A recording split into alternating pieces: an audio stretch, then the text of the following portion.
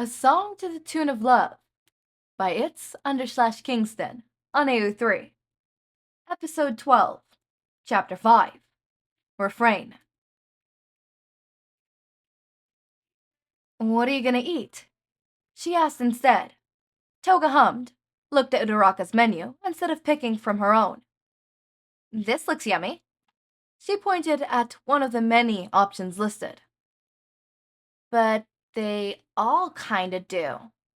Uraraka agreed. I'm not really sure the server will come back here, so I might have to go up to the counter. Why you? Dobby asked. A glare settled on his face. Because that resting bitch face of yours is what's keeping them away. Uraraka didn't exactly think that one through. Quickly bit her tongue, figuratively and literally. Dobby, instead of doing anything rash or hurting someone, abruptly started laughing, catching Uraraka off guard. Stop laughing! I told you before that's why no one ever came to our order, and you never believed me! Even she knows it! Twice exclaimed.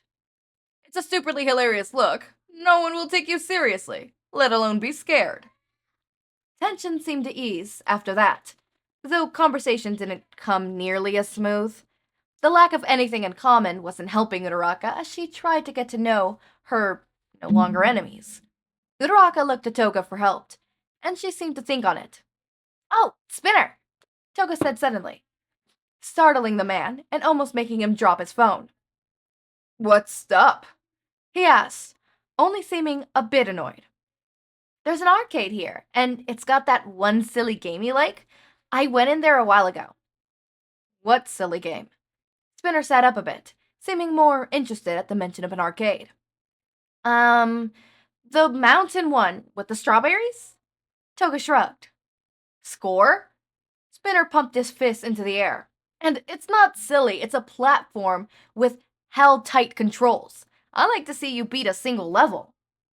Oh, I know the game you're talking about. In the arcade besides the old laundromat, right? My dad used to take me there late on Saturday, and we would look for any change people had left behind and use it to play games. I never made it past Chapter 3. Uraraka said. Sorry.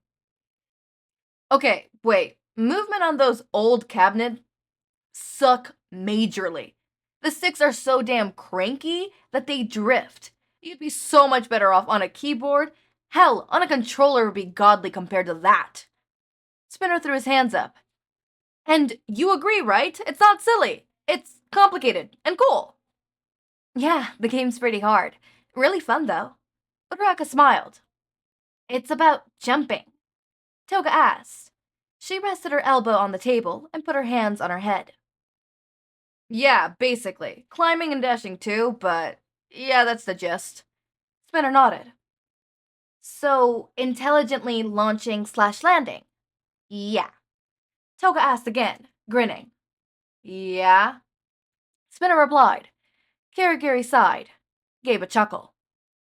S-I-L-L-Y. Toga shrugged. After a moment of realization, Spinner leaned back in his chair again. You bitch. Toga only laughed. Well, that's rude. Uraraka cut in. Spinner gave her a smile. Oh, look at you defending your girl. Dobby chuckled. He's just playing. She's not. Uraraka blushed, partially from his comment, partially from also his comment. Maybe she should have realized Spinner was messing around a bit sooner. Ah, lovebirds. Twice clapped his hands together. Ugh, lovebirds only live for 5 to 10 years. Forget about it. Spinner waved dismissively. Just what I'd want in a member-in-law. Toga grinned and put an arm around Uraraka. What's that supposed to mean? Uraraka questioned. He means you'll be an honorary league member if we're together. Toga replied. Doesn't in-law mean we're married, though? Uraraka furrowed her brows. Toga's eyes widened. Is that a proposal? She giggled. What? We're 17 and we aren't even dating. And I wouldn't propose at a crowded ramen shop. Uraraka fired. So you are thinking about proposing? Toga smirked. And to think you insisted you weren't dating, but talking about proposals in the same breath. It was the first time Kirigiri had said anything since he arrived, and Uraraka was surprised. He seemed like he had been the brains of the operation, not another joker. Well, he could always be both. That doesn't even... Alright, food. We're here for food. Whose orders am I taking to the counter? Uraraka asked. Spinner grinned, turned his menu around, and jabbed a finger at a picture. If you're taking orders up now, give me this. You gotta say please. Twice berated. He held his menu out to Uraraka. I want this one. Hypocrite. Spinner sighed. Kirigiri? He asked. I'm good. Kirigiri held a hand up. Oh, look! Toga flipped open her menu, finding the dessert page with a grin. After we eat, we should get dessert. Yeah! Twice clapped his hands together. Shigaraki slid his menu across the table, tapped the picture with one finger. If you don't mind. Yep, that's all. Uraraka asked. Me, you, Shig, Kiro, Spinny, Jin. Toga listed everyone, stopped on Dabi. Not hungry. He replied. Then that's all. Thanks, Chako. Toga smiled at her. Uraraka returned a jovial look as she picked up their menus. If the server wasn't going to do his job, she'll have to do it. The counter was a good distance away, and she briefly considered just walking into the kitchen. Approaching the counter, she flagged down the server and began telling him what they were ordering. Somewhere far away, roughly as far as the table was from where Uraraka stood, the League sat discussing the most important matters to ever cross the dinner table. Well, in Toga's opinion, at least. You like her, right? Isn't she just the cutest? Toga asked, excitedly. She looked around expectantly at the table. She's fine, I guess. Seems cool for a hero. Spinner offered. Why? Because she's gonna be my girlfriend one day, and I want everyone to get along. Uh-huh. Dabi nodded skeptically. Sure, crazy. Go for it. I wasn't getting your permission. I was letting you know. All right, quiet down, you two, Kirigiri said. I wasn't being loud. Dabi rolled his eyes. Wait. Twice cut in. Burrows frowned. If we didn't get along, were you gonna ditch one of us? She'd have to go. Toga crossed her arms, grumbled something. I'd make it work. Besides, it's fine, right? Her hand rested comfortably on her knife. Dabi chuckled. Don't carve him up straight out of the hospital over a hypothetical. I believe it'll turn out fine. Kirigiri chimed in. Acceptance from heroes means coexisting with them. He turned to Toga. I'd make friends with her classmates if I were you. You're all the same age. It'll be beneficial as we begin to acclimate to the quirk equality acts. Agreed. Shigaraki nodded. She's coming back now, though. Mind yourselves. Toga turned, watched Uraraka come into talking distance before holding her arms out for a hug. Uraraka laughed, accepting the hug. I was only gone for a few minutes. She said. I know. Toga replied. She let go, and the both of them sat down. They're cooking now. I told them to do their jobs and actually bring it over here. How do you guys ever go out to eat? Uraraka asked. We just get RBF over here to flag someone down. Spinner jabbed a finger at Dabi. They normally think he's pissed off and come here so they don't invoke his rage or something. He laughed. Shut up. Dabi huffed. It's not that bad. It's chronic. Spinner shrugged. Dabi groaned, dropped his elbow onto the table, and propped himself up. When he noticed the smile Uraraka harbored, the quiet laughter, his unamused expression came back in full force. Oh, you think he's hilarious, don't you? He looked towards Uraraka. I am surrounded by losers. You kind of remind me of one of my classmates, Uraraka stated. She failed to notice the way the man's eyes twitched. "Which one?" he asked, voice as raspy and ever as even. "Katsuki, the angry one with the explosion quirk. You, kidnapped him once?" "Oh, yeah," Toga said. "I remember him. He was loud and angry the entire time. Wouldn't join us, and I wasn't allowed to cut him up." She sent a glare over towards Shigaraki. "Guess so," Dabi said. "Speaking of classmates," Uraraka began. "Don't want to talk about him." Dabi spat. "Got it," Uraraka replied quickly, dropping the conversation. "Oh, I heard from Himiko that you all moved into some apartment? How's settling in been?" "Oh, the place is great," Twice replied. "My room has jack shit in it, and there's cameras by the doors. Stupid heroes." "The balcony's nice for sunbathing," Spinner offered. "Definitely better than some of the places we've stayed, but there are a ton of unspoken restrictions. Cameras to make sure we're back before curfew, and all that." "I hate to be that person, but it's probably better than jail," Uraraka said after a moment. Spinner sighed. "And jail's better than death. Death better than Tartarus. It goes on and on. You really do sound like a pro hero." Shigaraki cut in. "Sorry, just trying to be positive." Uraraka headed. Is there really a curfew?" Depends on how good you are at playing dumb."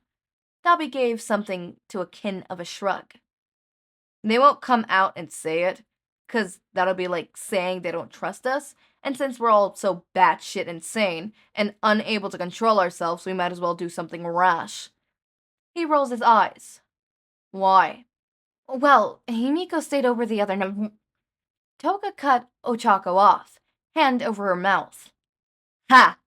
Dabi slammed a hand onto the table. The server approaching with her food jolted back, almost spilling it all. "I knew you were hanging around UA." Sorry," Uraraka said quietly. "It's fine." Toga gave her a smile. "I just didn't tell him because he's a loser and he'll hang around outside just to make sure nothing happens." Kirigiri sighed, seeming to know what happened next. In fact, everyone but Uraraka seemed to. "Don't make me a loser." "Makes him a jobless loser, and no better way to spend his time." Toga fired back. "Makes me a good brother." "Makes you a weird brother." "Stop bickering," Twice said. Then, "Go Toga! Go Dabi! Fight! Fight!" "I kinda told the server that I'd make sure nothing got broken." Uraraka winced. Shigaraki turned to her, eyebrows raised. "That's an incredibly bold move. Probably a stupidly bold one. Or maybe just a stupid one." "Thanks." She deadpanned, putting a hand on Toga's shoulder. Uraraka guided her back into her seat, from which she sprung up when Twice started chanting. "Himiko, calm down. We could always just hang out at another spot. You know the one?" She brightened at that, seeming to forget the glare Dabi was giving her. The glare was soon turned on Uraraka, now much more effective. Toga seemed to have built up an immunity to the scary look he wore. "Yeah, Friday," Toga declared. Uraraka hummed her response. After a second, she realized her hand was still on Toga's shoulder and removed it. "I think I saw the guy with the food, but he showed up right when you two were about to fight to the death." She looked around, spotted the server, and flagged him down. He skeptically moved towards them. "It wasn't going to be to the death," Toga replied. "I was only going to cut him up a little." The server went wide-eyed again, paused in his walking, and seemed to consider retreating again. "I don't think he's going to be getting over here anytime soon." Spinner groaned. He stood up, walked over to the guy, and grabbed the trays from his hand, careful to not spill it. "Thanks. And it's hot," the server said quickly. Okay, I don't know where else to cut it, so I cut it there. It's a weird cutting, I know. But, I don't know where else to cut it. I'll be honest with you. I have no idea where else to cut it, so I'm cutting it there. I just came back from work. work was exhausting. Half the time it was literally just me standing because, like, the system we used to run the sales and stuff like that was down, so we couldn't do that. And I don't know what the frick I'm gonna do for tomorrow because I don't have a tablet anymore because I had to leave my tablet behind for another coworker to grab. And my boss said that it's fine. He would find a tablet for me tomorrow, but I don't go there. I don't think there's a meeting tomorrow. So I don't know what's gonna happen. If he gets mad at me because I don't have a tablet, I swear to God, because he's the one who told me to do that. Okay, whatever. Anyways, as always, my raindrops, make sure to eat. No, yes, eat. Yes, eat. But no on the outro. Please eat. Yes, eat. Good, eat. Eat food. Yes, food. What I was gonna say is, I think this is an interesting interaction. Obviously, you have Uraraka trying to, find her way into this, dynamic that they already have. And clearly it's obviously not smooth going, but it's going. And it's going well so far, I think. Sorry, I'm moving away from the mic. I'm back. It's going well so far. Obviously, it's not, like, the best, and it could be better, but, like, I think for most of the time when you're meeting, like, a group of friends or, like, family of, like, a loved one, it could be a bit awkward. I know yesterday I met, my partner's, friends, two of their friends. A week prior, I met another one of their friends. And today I met two of their other friends, which, by the way, those two friends, oh my god, I vibe with them. But so far I've met 3 of their friends. And, like, so far I'm vibing with their friends and stuff like that. And it was, I'm gonna be honest with you, it was awkward at first. But then, we met in the middle ground with a raccoon who wears a hat and has 4 degrees. Don't ask, because you're not getting context. But, context. Yeah. But yeah, I feel Uraraka. I think this is a really good chapter to read today, considering what happened yesterday and all that stuff. So this is, I feel Uraraka today. I feel her. Anyways, as always, my raindrops, make sure to eat, sleep, drink water, take your meds. Have a wonderful day or night. Link to my Discord server and socials are down in the description. Subscribe to see more of my content, and thank you so much for watching.